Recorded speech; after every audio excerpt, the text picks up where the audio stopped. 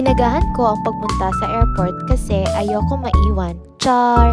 Yun nga, pagdating namin sa airport, medyo konti pa yung tao at nagutom kami. Nag-order lang kami ng Burger King, Jollibee, at Villa Bakes. Shout out kay Chris Malin Villa na maari ng Villa Bakes at sobrang sarap ng ensaymada niya. Approved! Thank you Sisi Light, Baye Eve, and Ate Leonora sa paghatid sa akin sa airport. Mag-amping mo diha sa Pilipinas, okay? Salamat po kay Adi o kay Tita Zorina sa paghapit sa airport. Appreciated kaayo even though busy kaayo mo, nakahapit yun mo. Salamat Adi sa pag-push akong cart. Bugat akong bag no, char. Thank you sa neck pillow ug sa headphone na pink Adi. Very much appreciated kaayo. Supportive lagi ka kay nag video-video kay ka sa akong likod. I will miss you guys. I will miss you Adi. I will miss you Tita. Thank you for everything. Thank you sa paghatod guys. I appreciate. I love you all. And also to my mommy and daddy, much appreciated. I love you so much. Ayan, nakapag-check-in na ako. Dito ako sa boarding gate, nag-aantay ng flight at medyo sleepy talaga ako dahil nag-party pa ako kahapon.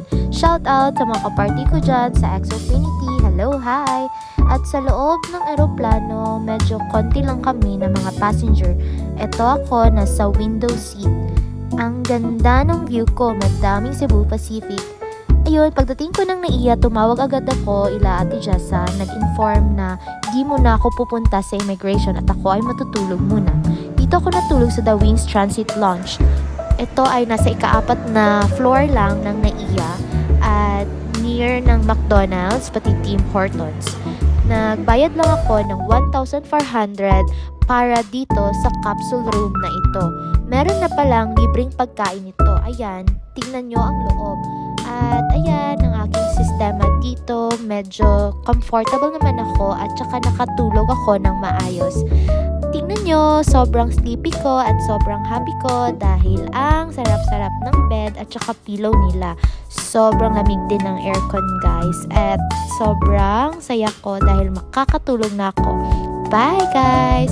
At buti na lang meron silang CR and toilet and shower room where I can freshen up para sa immigration. Maganda ako at hindi ako haggard. Ayan, at libre pagkain at buffet. Mayroong breakfast, may siomai, may siopaw, may corned beef, may hot dogs, fruits, may cereals, may bread, tea, coffee, milk, and many more.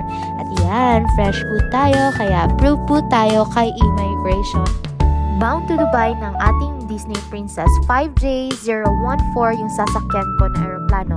Flight namin papuntang Dubai is 3:35 PM. 9 hours ang flight from Manila to Dubai.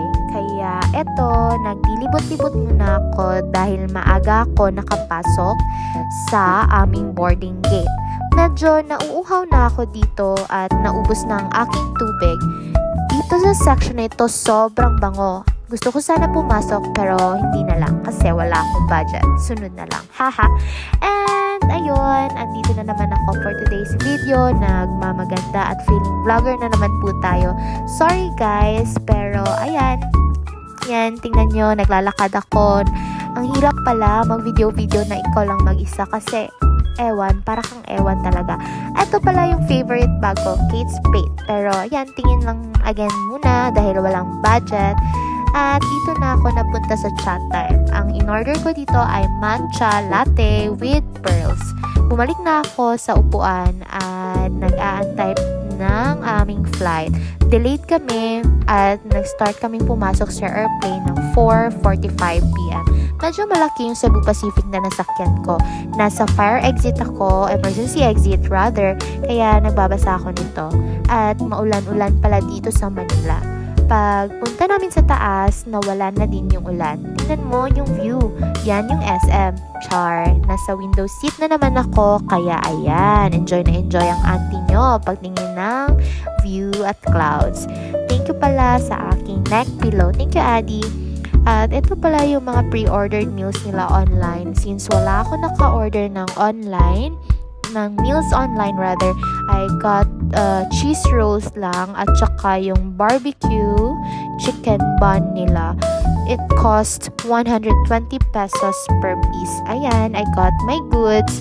Tsaka nagtubig lang ako. Hindi na ako nag-coke kasi sobrang dami na ng alcohol na inom ko.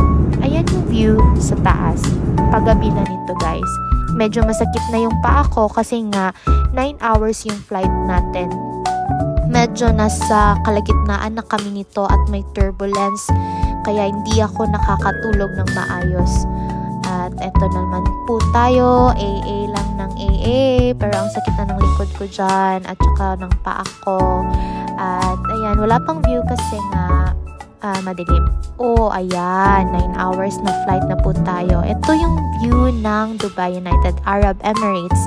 Sobrang saya ko pagkita nito kasi alam ko na malapit na kami na lumapag sa Dubai International Airport.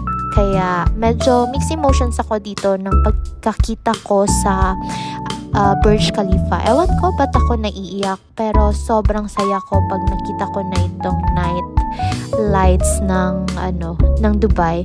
Yan, thank you guys. Thank you Lord for the safe flight. Pagbaba namin papuntang baggage claim, may sobrang taas na pila sa train. Kaya eto, nasa loob na ako ng train. Sobrang kulang ko sa tulog. Ayan, tingnan nyo naman. Pagod na ako.